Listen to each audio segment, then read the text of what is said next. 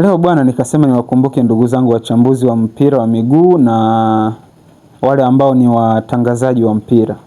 Unajua kuna kitu huwa kinanishangaza kwao. Yaani mwanzo wakianza matangazo, wanaanza vizuri kabisa, wanakuambia karibu katika matangazo ya mpira wa miguu kwa lugha adhimu ya Kiswahili.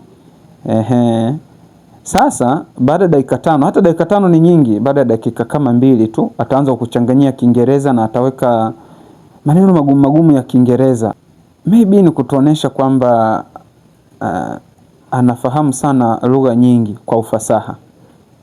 Lakini hiyo sio hoja. Hoja yangu ni pale ambapo inafika maybe mahojiano na kocha ama na baadhi ya wachezaji ambao hawajui Kiswahili. Aise, huwa ni aibu. Mtu kutengeneza sentensi hawezi. Lakini wewe ukimsikiliza nyuma wakati anachambua alikuwa anachanganya maneno mengi ya Kiingereza kana kwamba Kiswahili kinamsumbua, anaweza Kiingereza sana. Lakini huyo ukimpeleka kwenye interview ama atengeneze sentensi ya Kiingereza inakuwa tena mtihani.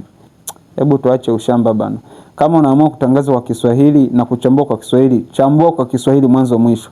Kama huwezi, basi tumia Kiingereza tu. Kwa sababu unajua nimejaribu kufuatilia kwa wenzetu Ufaransa Ligue 1 wao matangazo ni kwa lugha ya Kiingereza, lakini huwezi kukuta mtangazaji anayetangaza akitumia Kifaransa na Kiingereza.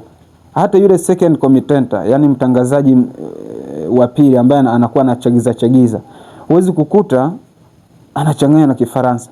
Hata La Liga yenyewe ni vivyo hivyo.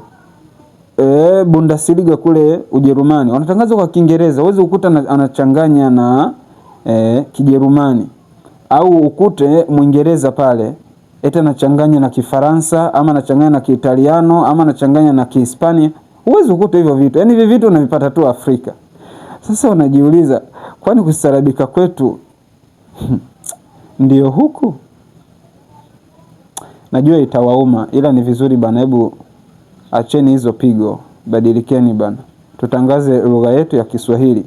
Wakenya wasiendelee kutupiga majungu. Najua lugha ya Kiswahili inatambulika hadi kwenye katiba ya Kenya. Alafu sisi huku tunajidai lugha ya Kiswahili ni ya kwetu.